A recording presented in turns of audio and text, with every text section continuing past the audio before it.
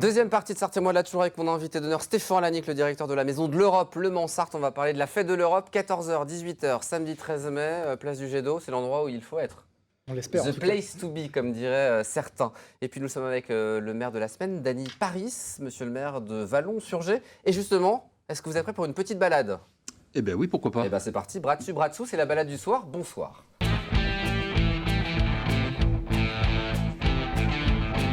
Et le guide touristique s'appelle Pascal Mariette. Bonsoir Pascal. Bonsoir. Un plaisir, comme à chaque fois, de t'avoir sur le plateau. Plein de sujets ce soir. On commence par la mode féodale. Oui, la mode féodale, qui est certainement c'est l'ancien château de la commune et les bases de la commune. Parce que les modes féodales, on dénombre maintenant plus de 400, je crois, dans la Sarthe. Et c'était vraiment la création des premiers bourgs au 9e siècle, 10e siècle. C'est-à-dire qu'on se faisait une petite fortification de fortune. Donc, on montait pas trop des murs, on l'aperçoit très bien là. Simplement, on creusait une douve, c'est-à-dire on enlevait la terre de ce qui faisait la douve, et cette terre, on la mettait au milieu, ce qui faisait une butte. Et puis au-dessus, on y mettait souvent des tours en bois, des tours de protection, des petits murs en bois de protection. Et puis autour, il y avait généralement une basse-cour qui était elle aussi fortifiée, et c'est là que commence la commune, où des gens commençaient à habiter dans des maisons.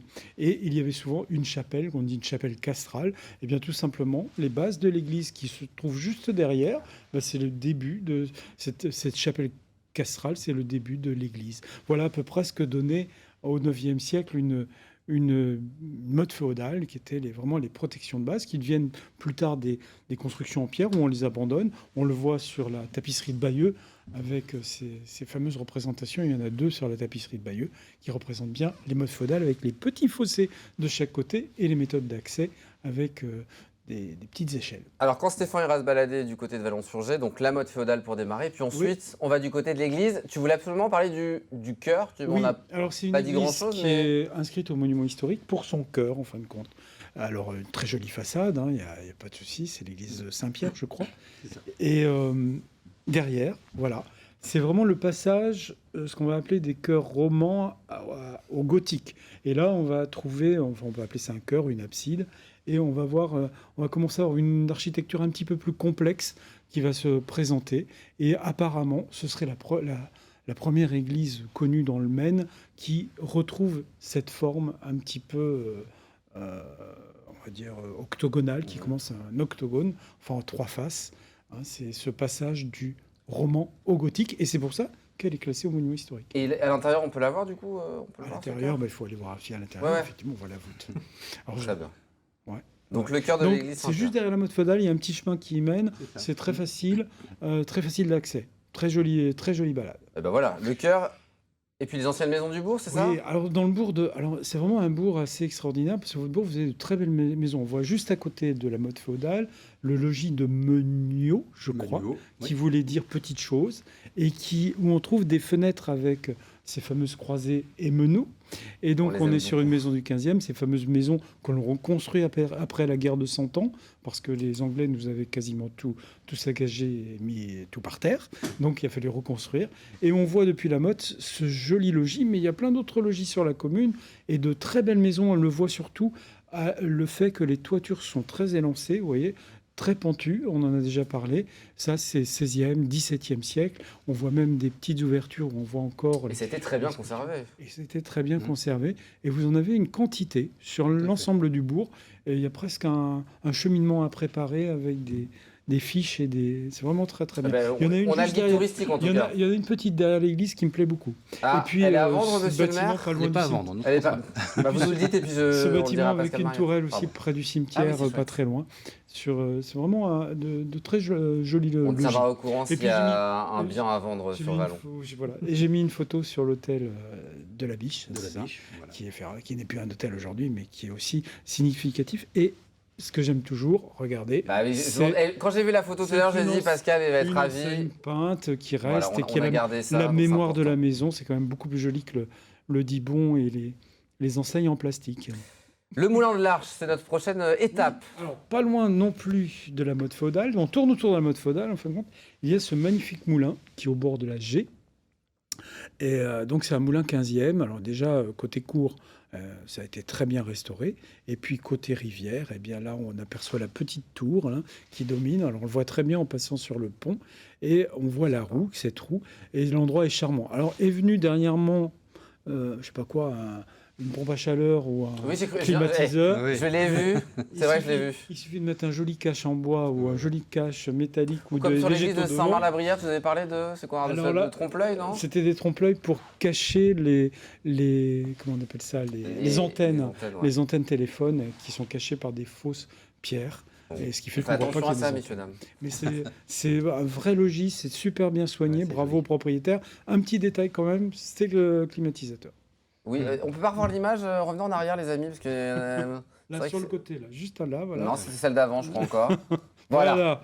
Et là, effectivement, vous savez, on peut faire un peu le jeu des 7 erreurs. Un petit cache ajouré en bois, ça peut être rigolo. Bon, voilà pour le moulin de l'Arche. Ensuite, on amène Stéphane du côté du manoir du Petit Berru, justement, on en a parlé. Oui, alors le Petit Berru, alors moi j'ai dit des bêtises, c'est ça? Non, mais j'ai une version, parce qu'il serait, hein, c'est ce que j'ai vu, et il serait dû ce manoir à une dame qui s'appelle Anne de Champagne, qui est la belle-sœur de Gilles de Rais, Barbe Bleue. Et donc, c'est dit. Alors on sait qu'au Xe siècle, il y avait quelque chose de fortifié, on ne sait pas trop comment. C'était un site militaire. Et puis surtout, après la guerre de 100 ans, comme dans la Sarthe, on retrouve ces logis avec la mode du logis, un beau logis avec une jolie tour en extérieur. Hein. Ça, c'est vraiment caractéristique. Et puis en plus, si vous regardez au-dessus de la porte, donc il y a encore un système de fortification, puisque c'est un mâchicoulis, c'est-à-dire les gens qui voulaient se pointer et ouvrir la porte, mais ils pouvaient recevoir quelque chose sur la tête. Hein. C'est très pour l'accueil. C'est très accueillant. Il est privé ce manoir? Privé. Il est privé. Oui, donc on ne peut pas le visiter. Alors c'est peut-être ouvert de temps en temps aux Journées du patrimoine, puisque le bâtiment est inscrit. C'est très très joli, hein, Pascal. Oui, c'est on aime beaucoup. C'est un monument historique depuis 1976 et il y a eu de très jolies restaurations. Le manoir du Petit Berru. Ouais. Le château de Chanteloup. Alors là, c'est moins bien restauré, mais c'est un joli bâtiment. Joli. Ouais. C'est très un joli bâtiment parce que c'est un bâtiment qui a été inachevé. En fin de compte, c'est pas dû au propriétaire actuel, mais c'est que le propriétaire de l'époque n'avait pas vraiment les sous pour finir. Il était écuyer, il s'appelait Nicolas Prieur de Chanteloup, et toute la famille de Chanteloup a été propriétaire de depuis du XVe siècle jusqu'en 1732 de ce magnifique château. Mais si vous regardez, il y a une magnifique façade. C'est très très bien. On voit qu'il y avait un souci d'architecture, mais apparemment, ils ont fait qu'une tour. Il devait y avoir quelque chose d'assez parallèle, mais ça n'a pas été terminé réellement. Mais c'est un très très beau bâtiment. Il faut des sous aussi peut-être, hein, Pascal. Tout à fait. Bon. C'est aussi un monument historique depuis 1990. Donc vous êtes riche en monuments historiques, vous. Hein. Eh ben, c'est pas fini. Le manoir de Guiberne, il est aussi classé, celui-ci? Oui, tout à fait. Là aussi. C'est la dernière étape. Hein. Et là, on a de belles cartes postales, mais surtout, le manoir a été abandonné et il a été repris en main. Alors là, on voit, il y a une douve tout autour. Hein. C'est un grand rectangle avec une douve qui tourne tout autour. Et il y avait des jolis pavillons et puis un superbe logis. Un logis un petit peu plus ancien que les pavillons. Et tout a été magnifiquement restauré depuis des années. Alors les pavillons sont 17e siècle, mais le logis, lui, est 15e siècle. On voit la carte postale où c'était correct. Hein. On voit avant travaux, et puis là, vous allez voir après travaux. Vraiment, les propriétaires ont fait vraiment quelque chose de superbe. Pareil, tout en respectant évidemment l'architecture. L'histoire du bâtiment, les photos. Vraiment, c'est un très très beau travail. Vraiment un très très beau site. Hein. C'est vraiment magnifique. Je crois que c'est ouvert aussi. Il l'ouvre aux Journées du patrimoine. Oui, je suis allé. Tout à fait. Et vraiment, le manoir de Guiberne, pour ceux qui sont intéressés. Et puis les pavillons, je ne sais pas si on les a vus à l'image. Il y a ce petit pavillon en particulier. C'est sur le manoir, du coup? C'est dans les angles, angles des douves qu'on retrouve ce premier pavillon qui est assez surprenant puisque on voit qu'il a été coupé. Il y a de voir la photo avant restauration aussi. Il n'en restait pas grand-chose. Et vraiment, les propriétaires ont fait un très très beau travail. Et je dis encore bravo. Alors on sait que c'est fortifié depuis le on suppose depuis le Moyen-Âge. Mais vraiment, le seigneur de Guiberne, comme on dit, avait une belle propriété bien défendue par les douves. Merci Pascal pour cette belle balade. Merci. Il en cause bien de Vallon-sur-Gé. Hein. Ah oui, il en parle très bien. Il fait quelques prestations si vous êtes intéressé. Je vous donnerai ses coordonnées. Merci, je plaisante évidemment. On embrasse Monique. Oui. Ça faisait longtemps. C'est maman qui nous regarde tous les mardis soirs. On l'embrasse. Elle loupe pas une émission. Allez, on passe au Tu préfères.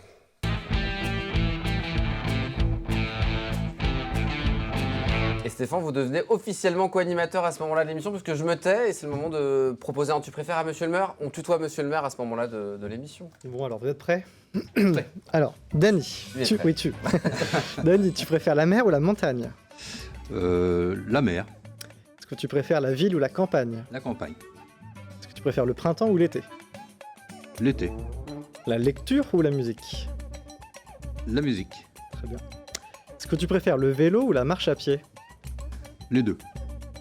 Ah, faut choisir Monsieur le maire. La marche à pied, allez. Est-ce que tu préfères la voiture ou le train? La voiture, La maison ou la mairie? la maison, Bonne réponse. Vinci ou la mairie? la mairie. Est-ce que tu préfères les rillettes ou les 24 heures? Oh, les rillettes, Ah bah ça vient du cœur. Est-ce que tu préfères le Janière ou le Coteau du Loir? le Janière, On va être les deux là aussi. Ouais. Est-ce que tu préfères la Sarthe ou le Loir? la Sarthe. Loué ou la Suze? Oh, je suis plus près de Loué, donc Loué. Sablé ou le Mans? Le Mans, D'accord. Est-ce que tu préfères les hirondelles, les acacias ou la maison aux fleurs? les acacias, Alors, comme on l'a vu tout à l'heure, est-ce que tu préfères à l'air libre ou comme autrefois? à l'air libre. Les coiffeurs, on les embrasse les coiffeurs. Le château de la Grande Moreau ou le château de Chanteloup? Il y en a un qui va être rénové dans peu de temps, donc Bon, la Grange Moreau. Le château de Vallon, qui va Très être bien. de la Grange Moreau, qui va être complètement rénové et qui va être mis en chambre d'accueil. D'accord. 3 dernières questions. Le manoir de Guiberne ou du Petit Berru? Ah, Alors là, c'est très difficile parce qu'ils sont tous Vous les allez deux vous de toute fâcher beauté. Sont tous les deux de sont toute sympas. beauté. Mais Guyane, c'est pas mal, non? Ah bah oui, non, les deux. Petit sont- Berru aussi, c'est ça. Allez, vous avez le droit à un joker sur celle-ci. Allez, je On dit prends les le deux joker. Je prends le joker. Non, on Je dit prends les deux. évidemment. Pas de fâcherie. L'Europe ou l'Eurovision? L'Europe, L'Europe. LMTV ou BFM TV? Dernière question. LMTV. Bah, bonne réponse, monsieur le maire. Merci beaucoup. Merci Stéphane. On passe à la ville mystère pour finir.